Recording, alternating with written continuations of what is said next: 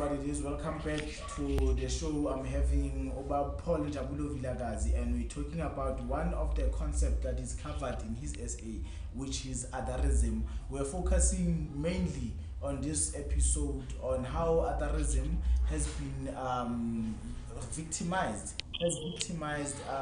the certain individuals in the political landscape of South Africa. And we're talking more about Jacob Zuma and how that affected. But you actually went in depth. Yeah. You were now talking about, I think, the founding member of the ANC Women's League, that they don't really talk about her. No, they talk about her. Okay. And they put her at the helm of, the African National Congress Women's League, Okay. which she was never part of.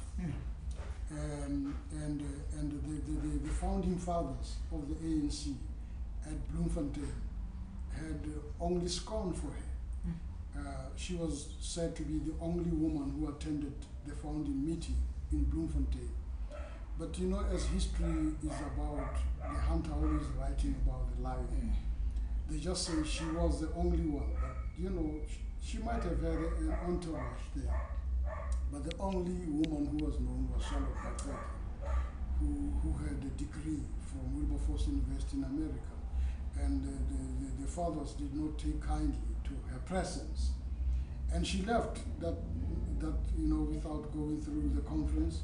And later in 1918, the conference had said in 1912, in 1918, she started the Bantu Women's League. And she began to prosper in the Bantu Women's League. Who's that? Charlotte Okay. And later she was instrumental in bringing into this continent the Women Missionary Society of the AME Church. It's all in my book. But her history was plagiarized, stolen, because of course during her time she was the most educated woman. She was a social worker. She had a social science degree. Now they usurped her story for themselves, neglecting the real stories of people like Krotua, just because she was Khoisan, just because also now posterity does not even know that Krotua died on Robben Island with depression. She had been depressed, and this Krotua is said to be the mother, ancestor from whom people like Paul Kruger, Jan Smuts, and even F.W. de Klerk, descended from. But by the time she died on Robben Island, she had been cast away by the Dutch, the Dutch then, who had abused her already. Her own people could not accept her back. She was between the rock and the hard place. I think she was between the Table Mountain Rock and the hard place, the hell of the Boers, and so this is the way history is being done, othering people. Yeah. So, but I'm happy it is in my book. I pay tribute to her. I pay tribute to Sumato, who's the only one who escaped from Robben Island, and is very key to me.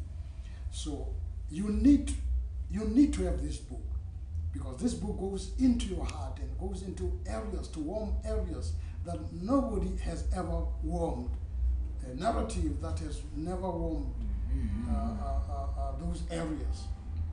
It walks right there into your heart. So now, the question that I wanted to ask you, do you think that Ace Magashule is being added because you have this New Dawn faction inside the ANC, and the New Dawn faction is composed mainly of educated people who are educated in Western education or Western knowledge? So they view the friends of Jacob Zuma, the RET forces, as people who are uneducated.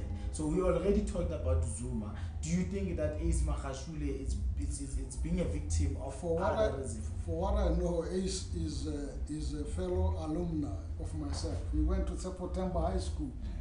That means being educated, you know, and he was in the trenches.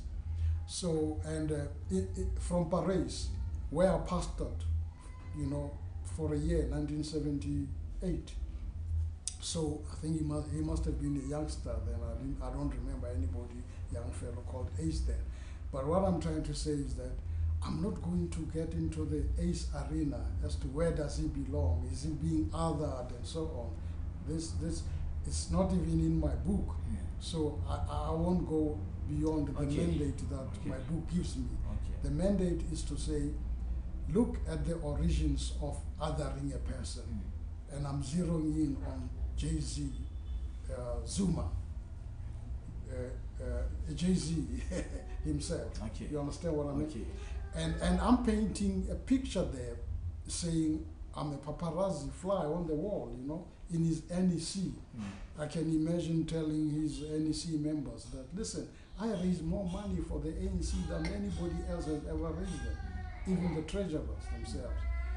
And I got experts who are minting money, so to say, you know, and they're making more money for you, either as a movement or as a side movement, you know. The Guptas, they were making money, and he, I reckon he would take them on and the ANC and say, and you know very well, because I'm raising all this money, I deserve my own 10th. You understand what I mean? I deserve my own 10th.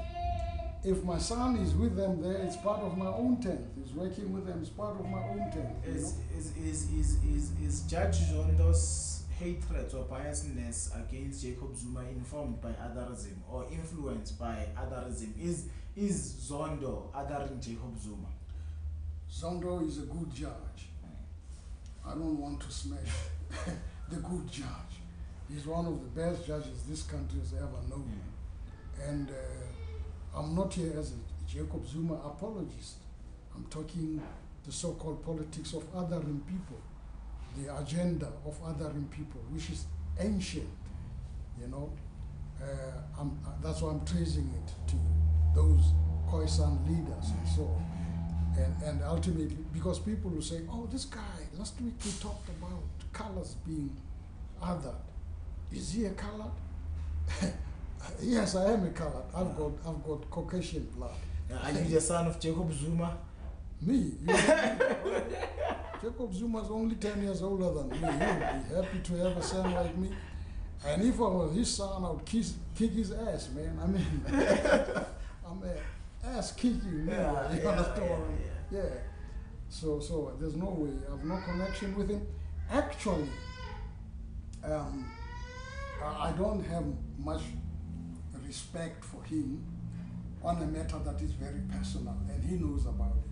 Very personal matter. I don't have a respect for him. That matter is so grave that I don't have any respect for Thabo Mbeki, for Jacob Zuma, and for Nkosazana, Dlamini Zuma, on that matter. Even if they see this, they will know what I'm talking about.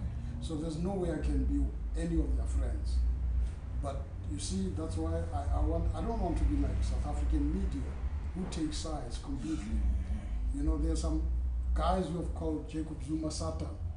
There's Sunday, you know, the columnist, Ntomboti, he called Jacob Zuma Satan. That's going overboard, man. I mean, that's going too far. When they should be pointing at the real Satans of this world. And I'm neither saying Jacob Zuma was not greedy. You know what I mean? He was greedy for a reason, like everybody else get greedy for some reason. But everybody else knows that he led this country, and they allowed him to do what he did because they knew what he was doing. People today, they say, Ramaphosa was there, he must account. No, the whole ANC must account. For faction or no faction, they must account. They must tell us now how much money raised for them as a movement or as a political party. Because if you call them movement, you're still giving them a lot of respectability. They're just a party, man. Just like an American Tea Party. Yes. So only thing they have more sausages in there. So here it's Jacob Zuma being added. Yes. Yet he's still coming with a big shot. Yes. He's not letting this thing belittle him or derail him. He's still going out there. Is this thing caused by the fact that we have other people who are feeling added? Not only that, on his own he's a strong man. He's as strong as a horse, man. You saw him darting out of the commission. You understand what I mean? The guy's got the heart of a lion. He's strong. You understand what I mean? And supporter or no supporter, he's going to stand alone because he knows the truth. The other thing he said he'll write a book. I just don't know why is he delaying to write the book and tell the truth. Delaying to write it might be a strategy on his part. But he will always have followers who will know. You know, let me make an example. A guy called Njabulo Vilakazi, he went to Ace trial in Bloemfontein. When the journalist asked him, are you supporting Ace? Are you thinking he is innocent? He says, no, he's my father. He has supported me in other areas of life. I'm here so that he can see me. He can see my face. Yeah. Continue. You understand what I mean? Yeah. Yes. He can see my face. So Jay-Z will always have supporters. Will always have people that ate from his table at Nkandla. Most of them are in the cabinet. Even those who don't look so much like his friends, you know. Bolindiwe Sisulu at that table in Nkandla for other reasons. Many people went to Nkandla there. Africans don't forget when you've done something that is, you know, to their benefit. Anyway, I don't know that is because they have soft minds and so on. But they don't reject you like a Westerner who would reject you in total. They never reject somebody in total. So he'll always have supporters, some of whom are still benefiting from what fell out of his table right now. Right now? Yes. They're not cleansed. Huh? They're not cleansed. The Cyril Ramaphosa administration is not cleaning them out. It's not kicking them out. It can't. For instance, do you imagine this commission sending hundreds and hundreds of people to jail? Is it a possibility? Huh? Sending hundreds because hundreds and hundreds benefited. So you cannot send them all? No, there's no, actually they're